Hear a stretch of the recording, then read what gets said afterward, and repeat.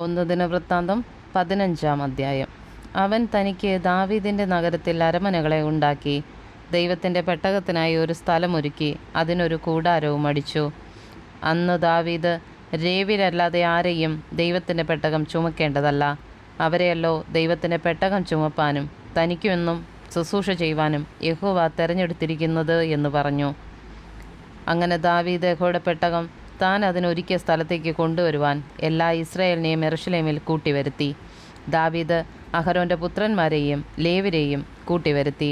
കെഹാത്യരിൽ പ്രധാനിയായ ഊരിയേലിനെയും അവൻ്റെ സഹോദരന്മാരായ 120 പേരെയും, മെരാര്യരിൽ പ്രധാനിയായ അസയ്യാവെയും അവൻ്റെ സഹോദരന്മാരായ 220 പേരെയും, ഗെർശോമ്യരിൽ പ്രധാനിയായ യോവേലിനെയും അവൻ്റെ സഹോദരന്മാരായ 130 പേരെയും, എലീസാഫാന്യരിൽ പ്രധാനിയായ ഷെമയ്യാവെയും അവൻ്റെ സഹോദരന്മാരായ 200 പേരെയും, ഹെബ്രോന്യരിൽ പ്രധാനിയായ എലിയേലിനെയും അവൻ്റെ സഹോദരന്മാരായ 80 പേരെയും, ഉസിയല്യരിൽ പ്രധാനിയായ അമ്മീനാദാബിനെയും അവൻ്റെ സഹോദരന്മാരായ 112 പേരെയും തന്നെ.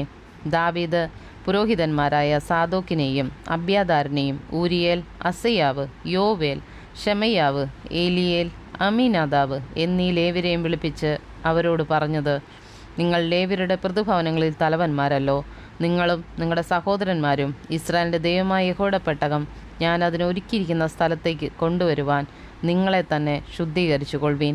ആദ്യം നിങ്ങൾ തന്നെ അത് ചെയ്യായിക കൊണ്ട് നമ്മുടെ ദൈവമായ യഹോവ നമുക്ക് ഛേദമുണ്ടാക്കി. നാം അവനെ നിയമപ്രകാരമല്ലല്ലോ അന്വേഷിച്ചത്. അങ്ങനെ പുരോഹിതന്മാരും ലേവ്യരും ഇസ്രായേലിൻ്റെ ദൈവമായ യഹോവയുടെ പെട്ടകം കൊണ്ടുവരുവാൻ തങ്ങളെ തന്നെ ശുദ്ധീകരിച്ചു. ലേവ്യരുടെ പുത്രന്മാർ യഹോവയുടെ വചനപ്രകാരം മോശ കൽപ്പിച്ചതുപോലെ ദൈവത്തിൻ്റെ പെട്ടകത്തെ അതിൻ്റെ തണ്ടുകൾ തങ്ങളുടെ ചുമലിൽ കൊണ്ട് ചുമന്നു. പിന്നെ ദാവീദ് ലേവ്യരിലെ പ്രധാനന്മാരോട് വീണ, കിന്നരം, കൈത്താളം എന്നീ വാദ്യങ്ങളാൽ സന്തോഷനാദം ഉച്ചത്തിൽ ധ്വനിപ്പിക്കേണ്ടതിന് സംഗീതക്കാരായ തങ്ങളുടെ സഹോദരന്മാരെ നിർത്തുവാൻ കൽപ്പിച്ചു.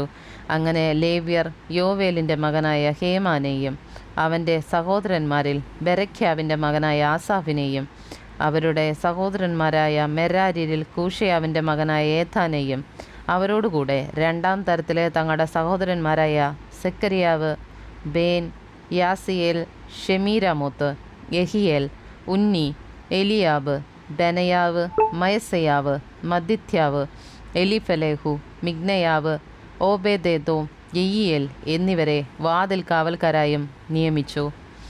സംഗീതക്കാരായ ഹേമാനും ആസാഫും ഏതാനും താമ്രം കൊണ്ടുള്ള കൈത്താളങ്ങളെയും, സെക്കരിയാവ്, അസിയേൽ, ഷെമീരാമോത്ത്, യഹിയേൽ, ഉന്നി, ഏലിയാബ്, മയസയാവ്, ബെനയാവ് എന്നിവർ അലാമോത്ത് രാഗത്തിൽ വീണകളെയും ധ്വനിപ്പിപ്പാനും, മദ്ദിത്യാവ്, എലിഫലേഹു, മിഗ്നയാവ്, ഓബേദേദോം, യെയിയേൽ, അസസ്യാവ് എന്നിവർ ഷെമിനീത്ത് രാഗത്തിൽ കിന്നരം വായിപ്പാനും നിയമിക്കപ്പെട്ടിരുന്നു. വാഹകന്മാരായ ലേവ്യരിൽ പ്രധാനിയായ കെനന്യാവ് പെട്ടകം വഹിക്കുന്നതിന് മേൽവിചാരകനായിരുന്നു. അവനതിൽ സമർത്ഥനായിരുന്നു. ബെരഖ്യാവും എൽക്കാനയും പെട്ടകത്തിന് വാതിൽ കാവൽക്കാരായിരുന്നു. ഷെബന്യാവ്, യോഷാഫാത്ത്, നെതനയേൽ, അമസായി, സെക്കരിയാവ്, ബെനയാവ്, എലയാസർ എന്നീ പുരോഹിതന്മാർ ദൈവത്തിൻ്റെ പെട്ടകത്തിന് മുമ്പിൽ കാഹളമൂതി. ഓബേദേദോമും യഹിയാവും പെട്ടകത്തിന് വാതിൽ കാവൽക്കാരായിരുന്നു. ഇങ്ങനെ ദാവീദും ഇസ്രായേൽ മൂപ്പന്മാരും സഹസ്രാധിപന്മാരും യഹോവയുടെ നിയമപെട്ടകം ഓബേദേദോമിൻ്റെ വീട്ടിൽ നിന്ന് സന്തോഷത്തോടെ കൊണ്ടുവരുവാൻ പോയി.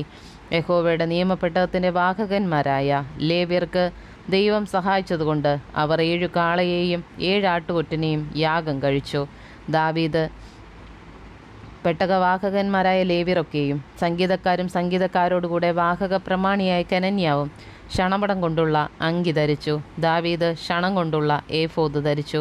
അങ്ങനെ ഇസ്രായേലൊക്കെയും ആർപ്പോടും കാഹളനാദത്തോടും തൂര്യങ്ങളോടും കൈത്താളങ്ങളുടെയും തുനിയോടും കൂടി കിന്നരവും വീണയും വായിച്ചുകൊണ്ട് യഹോവയുടെ നിയമപെട്ടകം കൊണ്ടുവന്നു.